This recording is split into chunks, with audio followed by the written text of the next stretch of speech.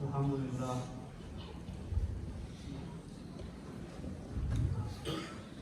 اللہ تعالیٰ کا بے پناہ احسان ہے کہ مالک الملک نے اپنی یاد کی توفیق اور موقع تھا۔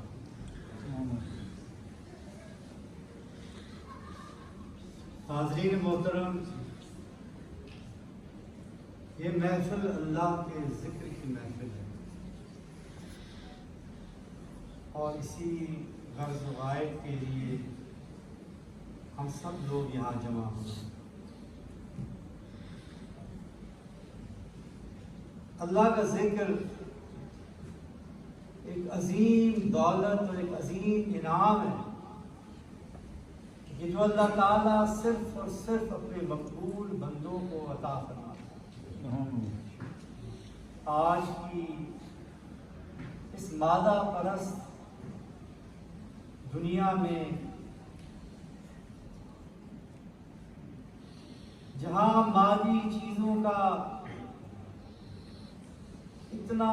زور ہے، دنیا کی طرف کھینچنے والی اتنی چیزیں ہمارے ارد گرد موجود ہیں، اور اس کے ساتھ ساتھ ہمارا ازلی دشمن شیطان اور ہمارا نفس یہ بھی موجود ہے۔ تو سب سے زیادہ ضرورت جس چیز کی ہے وہ ذکر۔ آقا کریم علیہ السلام کی ایک حدیث مبارکہ ہے جس کا مفہوم کچھ اس طرح ہے، اور اس میں سے صرف مختصر میں ایک چیز چنوں گا آپ کو بتانے کے لیے۔ آپ صلی اللہ علیہ وآلہ وسلم نے ان 5 چیزوں کا ذکر کیا جو حضرت یحییٰ علیہ السلام کو اللہ تعالیٰ نے عطا فرمائی اور ان کے عمل کرنے کا اور ان کی تبلیغ کرنے کا حکم عطا فرمایا۔ ان میں سے ایک چیز ذکر۔ انہوں نے فرمایا کہ کبھی بھی اللہ کا ذکر نہ چھوڑو۔ اس کی مثال انہوں نے اس طرح دی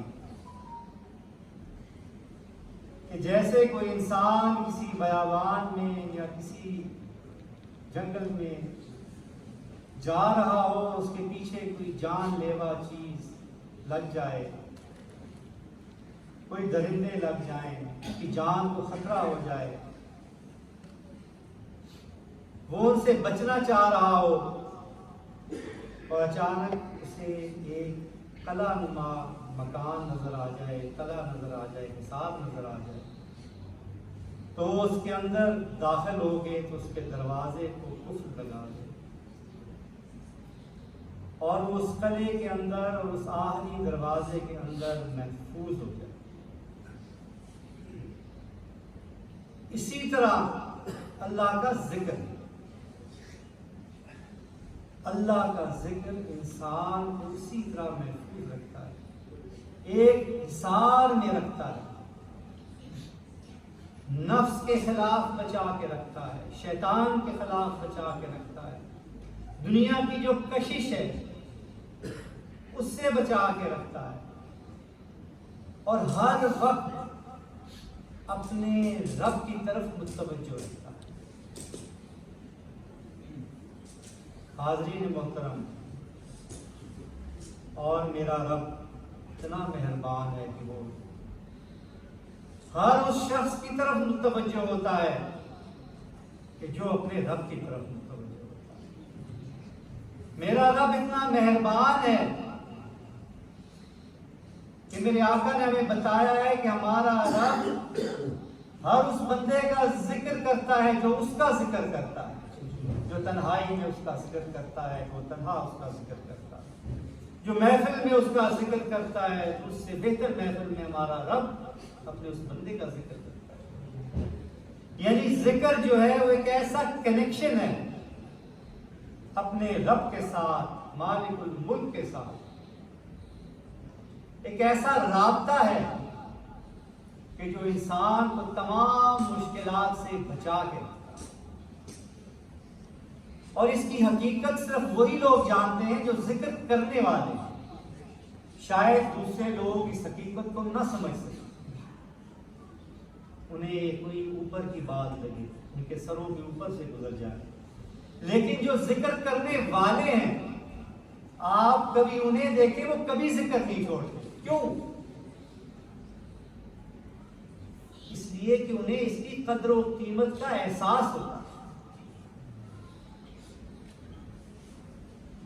اور رب کی توجہ کتنی قیمتی چیز ہے کہ حاضرین محترم، اللہ تعالیٰ کی ذات کائنات کے تمام خزانوں کی خالق بھی ہے اور مالک بھی ہے، وہ مسبب الاسباب ہے، وہ جو چاہے کر سکتا ہے، وہ قادر مطلق ہے۔ اگر آپ کا یہ یقین ہے، پختہ یقین ہے، تو پھر اگر آپ کو اس مالک الملک کی توجہ بھی حاصل ہو جائے اور وہ مالک الملک آپ کو یاد کر رہا ہو، تو آپ سوچیں کہ دنیا کی ایسی کون سی چیز ہے جو آپ کے لیے رکاوٹ بن سکتی ہے، آپ کو تکلیف دے سکتی ہے۔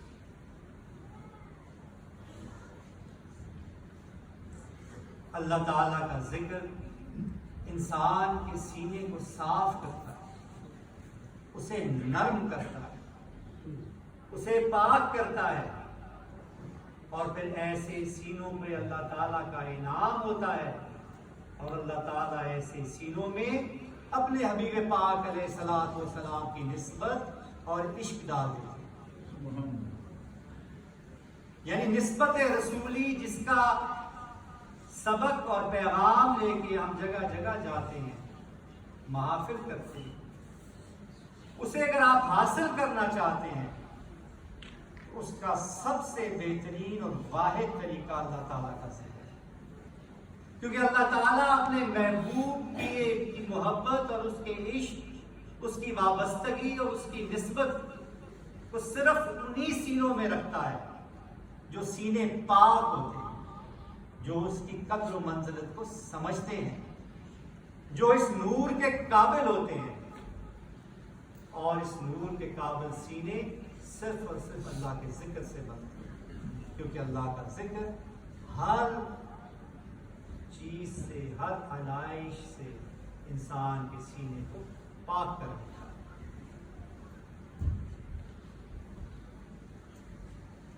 عزیزان محترم، ہم موڑا شریف سے جو یہاں آئے ہیں، یہی نسبت رسولی کا پیغام ہے۔ موڑا شریف میں بھی یا انگلستان میں بھی اور جس جگہ بھی جائیں، جہاں بھی جائیں، اور جو خلفاء بھی ہوں، وہ یہی بات بار بار دہراتے ہیں اور بتاتے ہیں کہ آج کی دنیا میں اگر آپ کو، مسلمانوں کو، کوئی چیز مصیبت سے بچا سکتی ہے تو وہ ایک ہی چیز ہے، وہ اپنے آقا کریم علیہ الصلوۃ والسلام سے وابستگی اور نسبت۔ اگر آپ اپنی اس نسبت کو تازہ کریں گے، مضبوط کریں گے، تو کائنات کی کوئی چیز آپ کو نقصان نہیں پہنچا سکتی۔ کیوں؟ اس لیے کہ نسبت رسولی شجر ایمانی کی جڑ ہے۔ اگر جڑ مضبوط ہوگی تو شجر بھی توانا رہے گا، تر و تازہ رہے گا، لیکن اگر یہ جڑ ہی کمزور ہو گئی تو پھر یہ دنیا کے حوادث اور حادثے اور یہ چھوٹی چھوٹی باتیں بھی آپ کے شجر ایمان کو گرا دیں۔ اس لیے اپنے دل میں آقا کریم علیہ الصلوۃ والسلام کی محبت کو تازہ رکھیں، اس نسبت کی حفاظت کریں، کیونکہ یاد رکھیں کہ اللہ تعالیٰ اپنے محبوب کے سچے غلاموں کو اور اپنے محبوب کے ساتھ حقیقی نسبت رکھنے والے کو کبھی بھی شرمندہ اور رسوا نہیں ہونے دیتا، کبھی بھی مجبور اور محتاج نہیں ہونے دیتا، کبھی بھی کسی بھی مقام پہ تنہا نہیں چھوڑتا، نہ اس دنیا میں اور نہ ہی آخرت میں۔ اس دنیا میں بھی اپنے انعامات سے مالا مال فرماتا ہے، عزت، شرم، پردے اور وقار کے ساتھ اپنی بندگی اور اپنے حبیب کی غلامی میں اس زندگی کے سفر کو تمام کرنے کی توفیق عطا فرماتا ہے، اور قیامت والے دن اپنے حبیب پاک علیہ السلام کی شفاعت سے بہرہ مند فرما کے اپنی بنائی ہوئی جنت میں داخل۔ اسی لیے اسی غرض و غایت کے لیے ہماری یہ محفل منعقد ہوتی ہے، ذکر کی، اور بار بار یہ ہم ہر محفل میں یہ دہراتے بھی ہیں کہ جب اللہ کا ذکر ہوا کرے تو بہت توجہ کے ساتھ کیا کرے، بہت عاجزی کے ساتھ کیا کرے۔ آپ یہ ذہن میں رکھا کریں کہ آپ اس کی طرف متوجہ ہیں، وہ آپ کی طرف متوجہ ہے، گویا کہ آپ مالک الملک کے سامنے پیش ہیں، اس کے دربار میں ہیں، یہ تصور کیا کریں۔ اور اگر یہ بات پیش نظر ہوگی تو جو آداب ذکر ہیں وہ خود بخود آپ کو آ جائیں گے کہ آپ اپنے مالک کے سامنے بیٹھے ہوئے ہیں تو آپ کو کتنا اٹینٹو ہونا چاہیے، کتنا آپ کو متوجہ ہونا چاہیے، کتنے ادب کا خیال رکھنا چاہیے، کتنی عاجزی کرنی چاہیے۔ آپ دیکھیں نا، آپ دنیا کے کوئی بڑے بڑے لوگ جو ہوتے ہیں صاحبان اقتدار، یا آپ جہاں جاب کرتے ہیں، آپ کی کوئی کمپنی ہو، اس کا کوئی باس ہو، اس کے پاس آپ جائیں کسی کام کے لیے، اس کے آفس میں جائیں، اس کے سامنے بیٹھے ہیں تو آپ کیا کریں گے؟ کیسے بیٹھیں گے اس کے سامنے؟ متوجہ بیٹھیں گے نا اس کی طرف۔ یہ تو نہیں ہوگا کہ آپ بات اس سے کر رہے ہو، کھیل اپنے فون کے ساتھ رہے ہوں، یا بات اس سے کر رہے ہو، دیکھ دائیں بائیں رہے ہوں، یا بات کرتے کرتے اٹھ کے کمرہ چھوڑ کے باہر چلے جائیں، ایسا تو نہیں ہوگا۔ جب آپ ایک چھوٹے سے دنیاوی افسر کے سامنے اور اپنے باس کے سامنے ایسی حرکت نہیں کر سکتے تو پھر سوچیں کہ جب آپ مالک الملک کے دربار میں پیش، اس کی توجہ میں ہیں، اس کا ذکر کر رہے ہیں، تو پھر آپ کے کیا آداب ہیں۔ مختصر وقت ہوتا ہے عزیزان محترم، لیکن یاد رکھیں میرے آقا کی حدیث کے مطابق جب انسان ذکر کرتا ہے تو شیطان کو تکلیف ہوتی ہے، ایسے تکلیف ہوتی ہے کہ جیسے کسی کی ہڈیاں ٹوٹ رہی ہوں۔ شیطان محفل ذکر سے دور بھاگتا ہے، اور یہ بھی ذہن نشین کر لیں آپ کہ وہ اکیلا بھی دور نہیں بھاگتا، وہ ذکر کرنے والے جو محفل میں بیٹھے ہوئے ان کے دلوں میں وسوسے پیدا کرتا ہے، خیالات پیدا کرتا ہے، خواہ کی تھکاوٹ کا احساس ہوگا۔ بیٹھے بیٹھے 15 منٹ نہیں گزریں گے، بندے کو ایسے پیاس لگے گی، اس کا دل کرے گا اٹھ کے جاؤں میں پانی پیوں ورنہ مر جاؤں گا۔ خواہ کوئی خیال آ جائے گا، فون سننے کا دل کرے گا، کوئی بیل بجے گی اٹھ کے باہر چلا جائے گا۔ حالانکہ اگر وہ فون نہ سنے، اس کو سائلنٹ میں رکھے تو کوئی قیامت نہیں آئے گی، 15 منٹ بعد سن لے۔ مختصر وقت ہوتا ہے عزیز محترم، لیکن اس کی توجہ اور اس کے فیوز و برکات اسی کو حاصل ہوتے ہیں جس میں اللہ تعالیٰ کی خاص کرم نوازی ہوتی ہے، کیونکہ یہ وہ وقت ہوتا ہے جو مختصر ہونے کے باوجود دونوں جہانوں میں، دنیا و آخرت میں فلاح و نجات کا سبب بنتا ہے۔ پھر اس کے بعد جب دعا ہو تو انتہائی عاجزی کے ساتھ دعا کریں۔ رب کی بارگاہ میں جب آپ دعا کیا کریں تو دعا جو ہے وہ خالی الفاظ کا مجموعہ نہیں ہونی چاہیے، یعنی چند رٹی ہوئی دعائیں پڑھ رہے ہیں اور ہاتھ یوں کر رہے ہیں اور دائیں بائیں دیکھ رہے ہیں، یہ دعا نہیں ہے، یہ دعا کی بے ادبی ہے۔ رب سے مانگ رہے ہیں، رب کے سامنے پیش ہے، رب سے گزارش کر رہے ہیں، رب سے عرض کر رہے ہیں، تو کیا آداب ہونے چاہیے؟ دل اور روح کی گہرائیوں سے جب آپ مانگیں گے تب دعا ہوگا۔ جب آپ کے الفاظ آپ کی روح کی ترجمانی کر رہے ہوں گے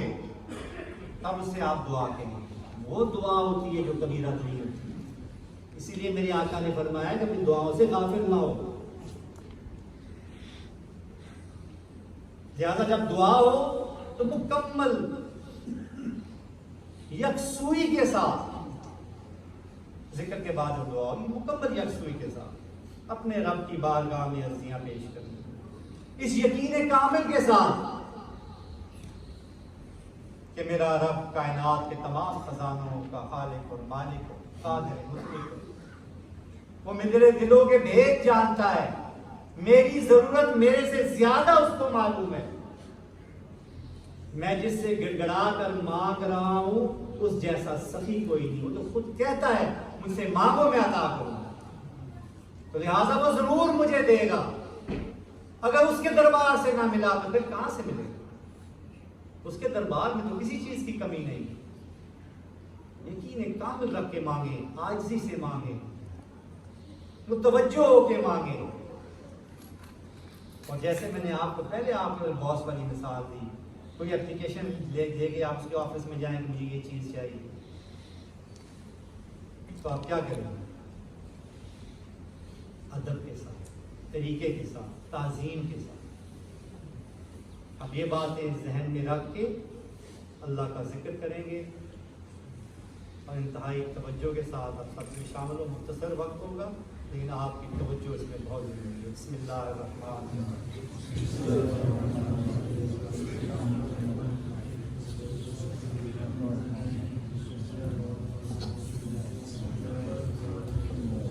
بسم اللہ الرحمن الرحیم۔